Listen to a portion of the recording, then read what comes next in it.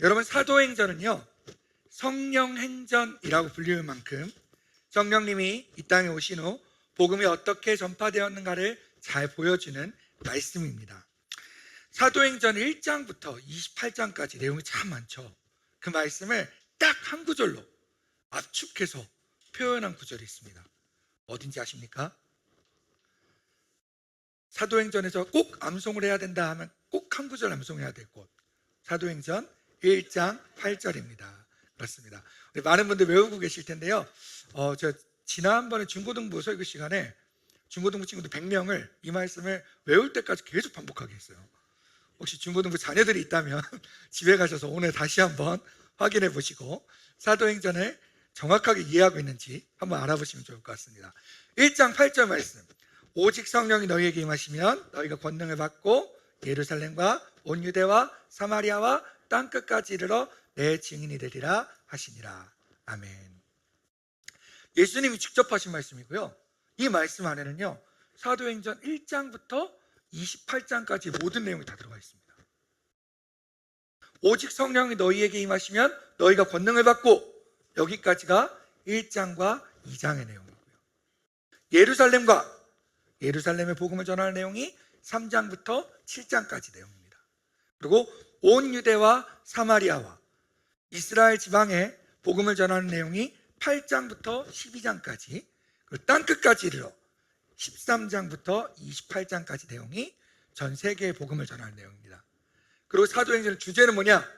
내 증인이 되리라입니다. 그래서 사실 사도행전 1장 8절은 사도행전의 모든 내용을 압축하고 그 주제가 무엇인가를 예수님이 직접 이야기해 주신 내용입니다. 오늘 본문이 등장하는 8장은 사도행전의 새로운 국면이 시작되는 시점입니다.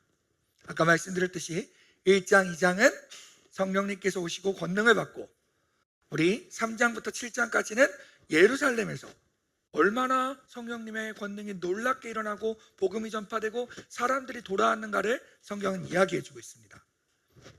근데 8장에서 상황이 급변하기 시작합니다. 지금까지 7장까지는 복음을 전하는데 거리낌이 없었어요. 베드로가 설교하면 3,000명이 넘는 사람이 돌아오고 수많은 사람들이 복음 앞에 회개하고 하나 되고 하나된 공동체의 모습을 보였습니다. 7장에서 이러한 상황은 급격한 변화를 맞게 됩니다. 성령 충만하였던 사람 스데반이 유대인들 앞에서 설교를 했을 때 그들이 이를 갈며 붕괴하며 스데반에게 돌을 던지며 스데반이 순교하게 됩니다. 그 사건 이후로 그 순교하는 자리에 있던 사울이 그리스도인들을 집집마다 찾아다니며 예수를 믿는다고 고백하는 사람들을 감옥에 가두기 시작합니다. 오늘 본문은 그 말씀을 잔멸했다라고 표현하고 있습니다. 잔멸의 원어 표현을 보면 뿌리까지 뽑아가다, 철저하게 파괴하다, 이런 뜻입니다. 예전에는 베드로만 잡아가고 사도들만 잡아갔다면 지금은 이젠 예수님을 믿는다고 고백하는 사람이라면 누구나 집집마다 찾아가서 그 사람들을 구속하고 감옥에 보내고 신앙에 엄청난 위기가 닥친 것입니다. 이제 예루살렘에서는 예수라는 말만 꺼내도 잡아갈 만큼 위기 상황이 팽배해졌습니다. 어쩌면 이 상황에서 모두가 교회는 이제 끝났다, 희망이 없다, 포기했을 수도 있습니다. 아마 제가 그 상황에 있었다면 내 옆에 있는 사람들이 예수 믿는다는 이유로 감옥에 끌려가고 죽임을 당하는 그 상황에 절망하고 힘들어했을 거라는 생각이 듭니다. 이 상황을 어떻게 표현했는지 사도행전 8장 1절을 여러분 다시 한번 같이 읽어봤으면 좋겠습니다. 8장 1절 읽겠습니다. 시작. 그날에 예루살렘에 있는 교회에 큰 박해가 있어 사도 외에는 다 유대와 사마리아 모든 땅으로 흩어지니라. 아멘.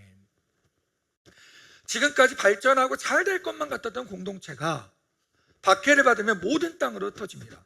근데 여러분, 이 8장 1절을 보면 사도행전 1장 8절과 재미있는 연관성이 있습니다. 어떤 공통점이 있을까요? 네, 편하게 말씀해 보세요. 제가 선물도 준비해 놨습니다. 말씀해 보실 수 있는 분 있으신가요? 네, 이거 주일날 베이컨 목사님이 다 설교하셨던 내용입니다. 8장 1절과 1장 8절은 무슨 연관성이 있나요? 똑같은 단어들이 나옵니다. 어떤 단어들이 나오죠?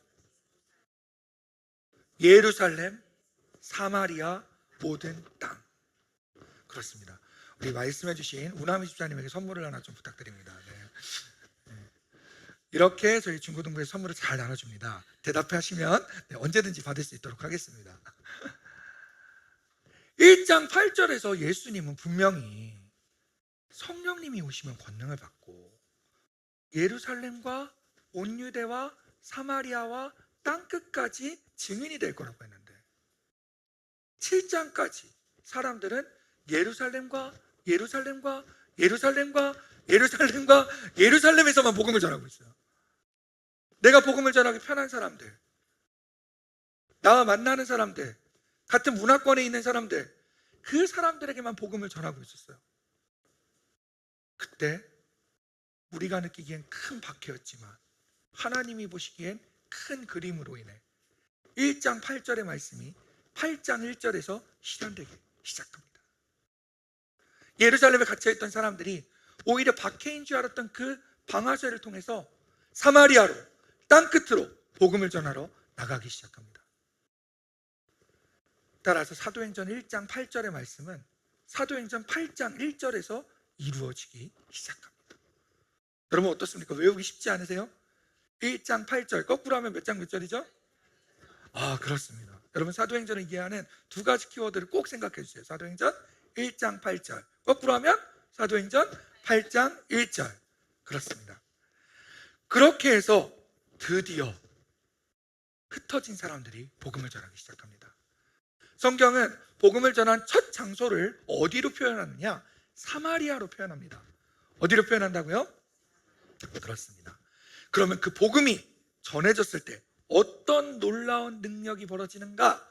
오늘 세 가지로 함께 말씀을 나누기 원합니다. 첫 번째, 따라해 봅시다. 복음은 공동체를 한 마음으로 묶는다. 그렇습니다. 6절 말씀을 보면 무리가 빌립의 말도 듣고 행하는 표적도 보고 한 마음으로 그가 하는 말에 따르더라. 빌립은 지금 어디를 갔냐면요, 사마리아 지방으로 갑니다. 여러분 최근 1년간의 설교들을 쭉 들어오신 분들은 이제 사마리아 말만 나와도 막 설명 다 하실 수 있을 것 같아요. 사마리아 어디죠? 우리 지도에서 파노라마에서 엄청나게 외웠던 곳이죠. 유대와 갈릴리 사이에 있는 사마리아입니다. 유대인들은 그 사마리아 안 들어가려고 요단강 건너서 삥 돌아가는 길도 택했던 사마리아입니다.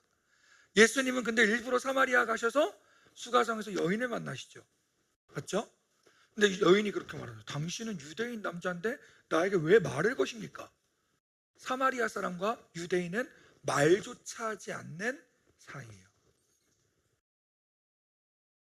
한두 가지의 갈등이 아니에요. 지역 갈등, 종교 갈등, 빈부 갈등, 남녀 갈등, 문화 갈등, 수많은 갈등들이 존재하는 곳이 바로 유대와 사마리아의 사이였어요. 여러분 혹시 갈등이라는 말의 어원이 어떤 뜻인지 여러분 알고 계시나요? 네, 갈자는 칡갈자예요. 등은 등나무 등자예요. 칡덩쿨 있죠? 칡덩쿨은요, 덩굴이 올라갈 때 왼쪽 방향으로 감으면서 올라간대요. 등나무는 오른쪽 방향으로 감으면서 올라간대요. 갈과 등이 만나면 서로 반대 방향으로 꼬이면서 절대 풀 수 없는 갈등이 돼버립니다. 그래서 우리가 그걸 갈등이라고 얘기를 하죠. 어쩌면 사마리아와 유다는 절대 풀 수 없는 몇백 년간의 갈등이 지속됐던 곳이에요. 지금까지 그 누구도 거기 들어가서 갈등을 해결한 적도 없었고 그 사람들의 마음을 움직인 적도 없었고 예수님 제외하고는 복음을 전하러 갈 시도조차 안 했었어요. 그곳에 유대인인 사도 빌립이 집사 빌립이 사마리아의 복음을 전하러 갑니다. 그런데 놀라운 일이 벌어져요. 유대인인 빌립이 복음을 전했는데 그 갈등이 엄청난 갈등으로 서로 말하기도 싫어하고 보기도 싫어하고 만나고 싶지도 않았던 그 사람들이 오늘 말씀을 보면 이렇게 얘기합니다. 한 마음으로 그가 하는 말을 따르더라. 아멘. 갈등의 해결은 복음입니다. 오늘날 대한민국은 정말 갈등의 나라가 돼가고 있는 것 같아요. 성경이 말하는 대로 각자 자기 소견에 옳은 대로 행하였더라 하다 보니까 내 소견에 옳은 걸 주장하다 보니까 달라질 수밖에 없어요. 수많은 갈등들이 있죠. 남녀 갈등, 지역 갈등, 빈부 갈등, 세대 갈등, 사제 간의 갈등, 요즘에 또 선생님과 아이들 사이에 교권 침해에서 얘기가 많이 나오죠. 뭐 남북 갈등, 정치적인 갈등, 학력 갈등, 노사 갈등, 갈등이 너무나 많아서 더 이상 하나 될 수 없을 정도로 갈갈이 찢어진 사회가 바로 저는 대한민국 사회라고 생각합니다. 왜 이렇게 갈등이 계속되고 있을까요? 각자 소견에 옳은 대로 행하기 때문에. 그렇다면 도대체 왜 복음이 들어가면 이런 갈등들이 봉합되고 한 마음으로 묶일 수 있을까요? 바로 예수님을 믿는 복음을 들은 사람들에겐 성령 하나님이 함께 하시기 때문입니다. 아멘. 우리가 예수님을 구주로 고백하는 순간 성령 하나님께서 우리 안에 내주하십니다. 그 성령님이 하시는 일은 뭐냐? 우리를 그리스도 안에서 하나 되게 묶는 일입니다. 그래서 바울은 이렇게 얘기합니다. 너희는 유대인이나 헬라인이나 종이나 자유인이나 남자나 여자나 다 그리스도 예수 안에서 하나입니다. 성령께서 하나 되게 하신 것을 힘써 지키라. 성령 하나님은요, 갈등이 생겼을 때 기도하면 우리에게 이런 마음을 주십니다. 우리 마음속에 각자 서로를 위해서 기도하고 하나 되게 하는 마음을 주십니다. 내 마음이 바뀌든 상대방의 마음이 바뀌든 기도하는 자들에게, 복음을 갖고 있는 자들에게는 갈등을 해결할 수 있는 능력이 있습니다. 여러분의 공동체 안에, 지금 혹시나 자녀들 간에, 아니면 가족 간에, 아니면 우리 팀원들 안에, 우리 교회 공동체 안에 갈등이 있다면 여러분 그 복음의 능력으로 갈등이 치유되기를 간절히 축복합니다. 두 번째로, 복음은 공동체를 전인적으로 치유합니다. 따라해 볼까요? 복음은 공동체를 전인적으로 치유한다. 7절 말씀을 보면 이렇게 나옵니다. 많은 사람에게 붙었던 더러운 귀신들이 크게 소리를 지르며 나가고 또 많은 중풍병자와 사람들이 못 걷는 사람이 나으니. 여기서 보면은 치유의 종류가 두 가지로 나와요. 하나는 뭐가 나오죠? 귀신을 쫓아내는 일, 축사. 사실 귀신을 쫓아내는 것은 눈에 보이지 않는 일들이에요. 또 하나는 어떤 치유가 있죠? 중풍병자와 못 걷는 사람들이 낫는 치유가 있습니다. 이건 눈에 보이는 신체적인 치유예요. 복음이 들어갔을 때 어떤 일이 생기느냐? 눈에 보이지 않는 영적인 마음의 병, 눈에 보이는 실질적인 육체적인 질병 모두가 하나님 앞에서 치유된다는 겁니다.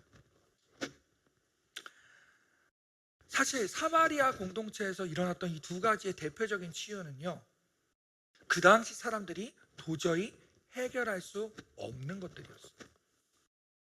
귀신을 쫓아내는 것 해결할 수 없는 일이었어요. 그 당시 위술로는 중풍병자와 못 걷는 자를 일으키는 것 해결할 수 없는 일이었어요. 복음이 전해지면 어떤 일이 벌어지느냐? 공동체 안에서 해결할 수 없었던 것들을, 사람들을 전인적으로 치유하기 시작합니다. 이건 오늘날도 마찬가지입니다. 여러분, 현대인들이 가장 치유하기 힘든 것들은 무엇일까요? 오히려 위술의 발달로 사마리아 사람들보다 못 걷는 자, 아픈 자, 병든 자들은 병원에 가면 더 많이 치유하게 돼요. 저는 이게 하나님의 능력이 부족해서가 아니라 하나님이 위술이라는 우리에게 치료제를 주셔서 더 하나님의 능력이 풍부하게 표현되는 거라고 생각합니다. 제가 자주 드는 예지만 불치병에 걸린 사람이 기도만 하다가 죽어서 하나님 왜 저를 안 고쳐주셨습니까? 했더니 하나님 그러시죠. 야, 너 살리려고 의사도 보내고 병원도 보내고 약도 보내고 다 보냈는데 다 싫다고 그러고 여기 왔니?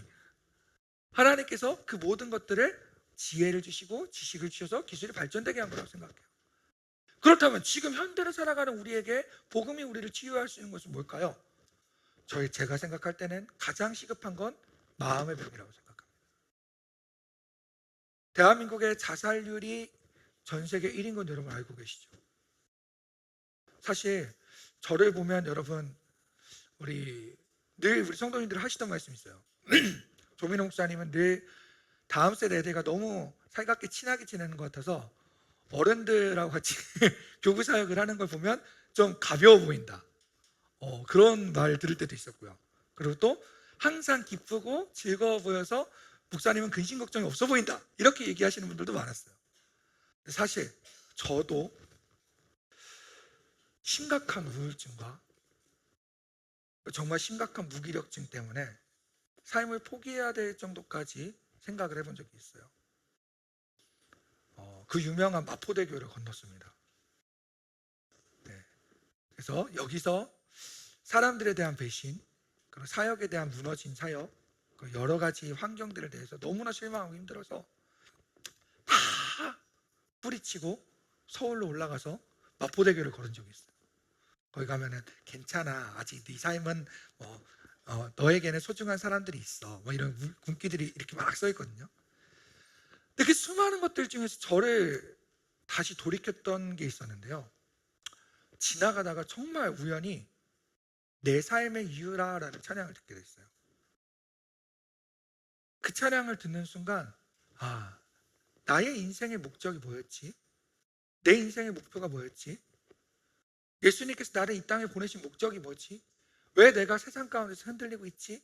라는 생각이 들면서 다시 한번 하나님 앞에 삶을 돌이켜서 일어날 수 있는 계기가 되었던 적이 있습니다. 사실 그런 상황에 빠지면요, 어떤 상담도, 어떤 조언도, 어떤 치료제도 듣지 않아요. 우리의 망가지고 무너져버린 마음과 육신을 회복할 수 있는 최고의 치료제는 바로 복음입니다. 혹시나 지금 우리 성도님들 가운데 쓰러지고 무너지고 아픈 부분이 있는 분들이 있다면 다른 것들보다 먼저 복음이 회복되길 주님의 이름으로 축복합니다. 나를 위해 십자가에서 죽으시고 3일 만에 부활하신 그 예수님이 지금 나와 함께 계시고 그 주님과 함께하면 모든 걸 이겨낼 수 있다는 그 확신이 여러분을 전인적으로 치유할 줄로 믿습니다. 마지막 세 번째로 복음엔 어떤 능력이 있냐, 우리 다 같이 한번 따라해 보겠습니다. 복음은 공동체에 큰 기쁨을 가져온다. 제가 중고등부 친구들에게 암송 말씀으로 8장 8절 말씀을 주보에 써놨습니다. 아이들 너무 좋아하더라고요. 8장 8절 한번 볼까요? 아이들이 왜 좋아했을까요? 네, 그렇습니다. 여러분 보시고 금방 외우실 수 있을 것 같아요. 다 같이 한번 따라해 볼까요? 그 성에 큰 기쁨이 있더라. 시작. 외우실 수 있죠? 네, 눈 감고 외워볼까요? 시작. 아멘. 여러분 8장 1절 3절은 뭘로 시작했죠? 박해로 시작했어요. 사람들 잡아 가두고 죽이고 잔멸하고 없애버리고. 여러분 이 환경은 바뀌었을까요? 안 바뀌었어요. 여전히 예루살렘에서 박해하고 돌 던지고 사람들 감옥에 가고 잡히고 환경은 똑같아요. 똑같은 환경인데 8장 8절은 뭐라고 얘기합니까? 그 성에 큰 기쁨이 있더라. 사실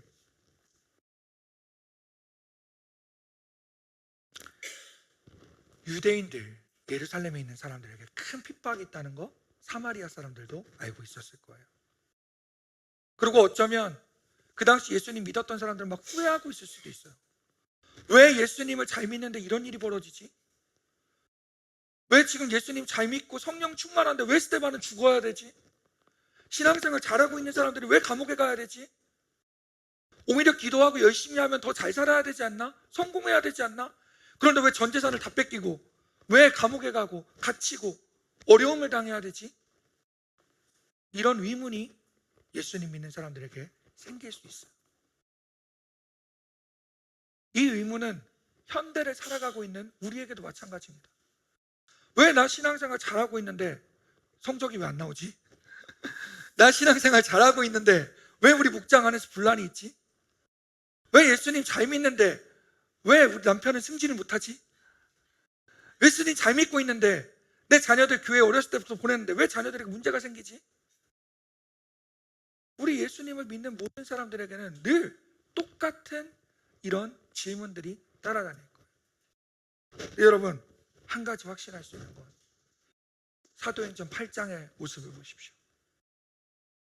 우리가 볼 땐 도저히 이해가 안 되고 환경적으로 봤을 때는 왜 이런 일이 벌어지지? 이성적으로 판단했을 때는 도저히 받아들일 수가 없는 일들이었지만 하나님은 그 모든 것을 사용하셔서 하나님의 일을 이루십니다. 눈앞에 있는 일을 봤을 땐 너무 절망적이고 왜 이런 일이 닥치는지 모르겠지만 그 일이 결국엔 하나님께서 합력하여 선을 이루시고 복음을 전 세계 끝까지 퍼지게 하는 일로 하나님은 사용하십니다.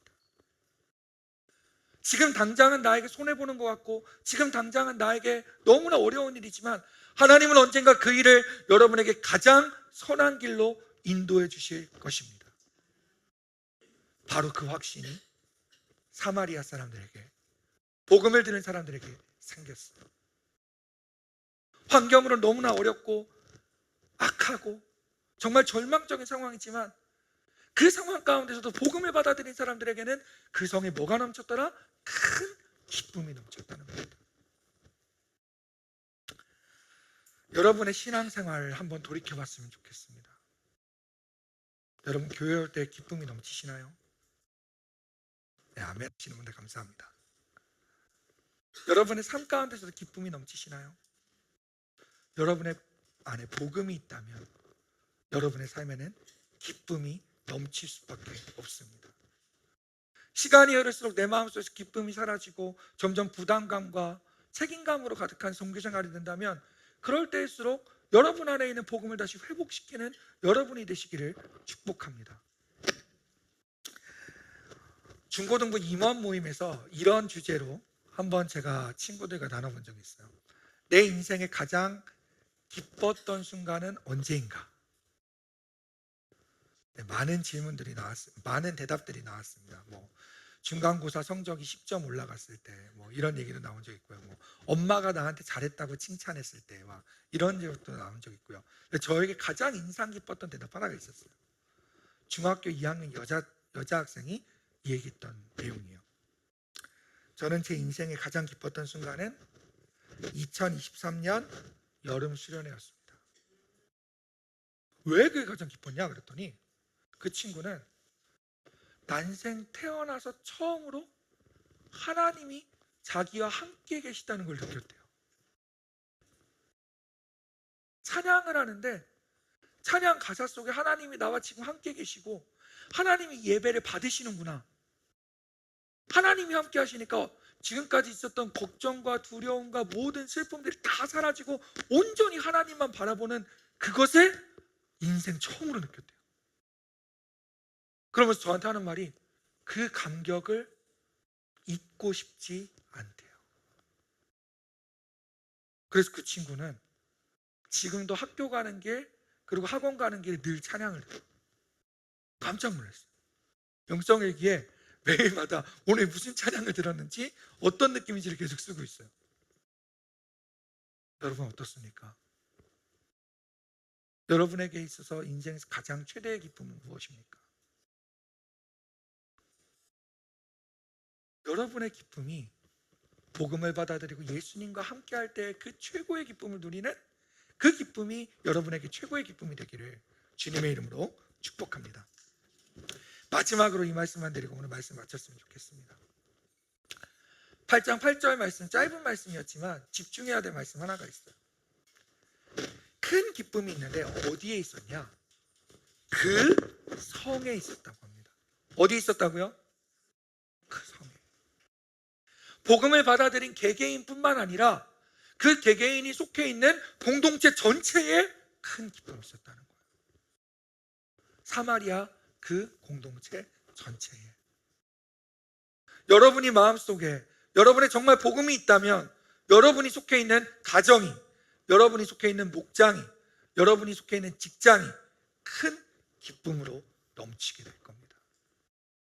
그런 복음의 능력을 소유할 수 있도록, 내가 갖고 있는 복음의 기쁨 때문에 옆에 있는 사람들까지 다 같이 기뻐할 수 있는, 그리고 정말 예수 믿는 사람들을 보니 너무 기쁘구나 이렇게 고백할 수 있는 복음의 능력이 여러분 한 사람 한 사람에게 강력하게 임하길 주님의 이름으로 축복합니다.